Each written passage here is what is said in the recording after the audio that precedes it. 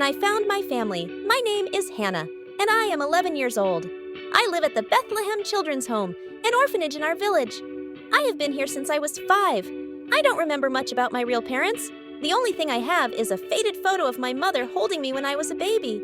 Life at the orphanage is not bad, but it is not easy either. There are many children here, and we all share everything: rooms, food, clothes. Some days, there isn't enough. Our caretaker, Sister Naomi, always says, "God will provide," and somehow He does. I always dreamed of being adopted, but as I got older, I thought maybe no one wanted an 11-year-old. Most people who came to the orphanage picked babies or very little kids. One day, Sister Naomi told us that a couple was coming to visit. Their names were Joseph and Sarah. Everyone got so excited. We all cleaned the dorms and wore our best clothes.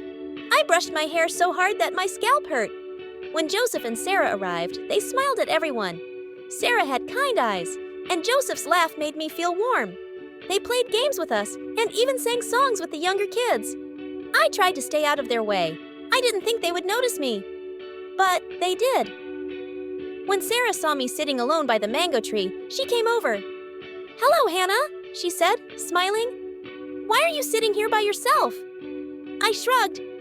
"I like the shade," I said. She sat down next to me. "Do you like to draw?" she asked, pointing to the small notebook in my hands. I nodded and showed her my drawings: trees, flowers, and a picture of the orphanage. She said they were beautiful. The next day, they came back. This time, Joseph joined us by the tree. He asked me about school and my favorite things. I told him I liked math and mangoes. He laughed and said, "Mangoes are my favorite too." After they left, I didn't think much about it. Many people visited and left. But a week later, Sister Naomi called me to her office. When I walked in, Sarah and Joseph were there. "Hannah," Sister Naomi said, "Joseph and Sarah have something to tell you." Sarah knelt in front of me and held my hands. "Hannah," she said softly, "we would like you to be part of our family." "Would you like that?" I couldn't speak. I just stared at her, and then at Joseph.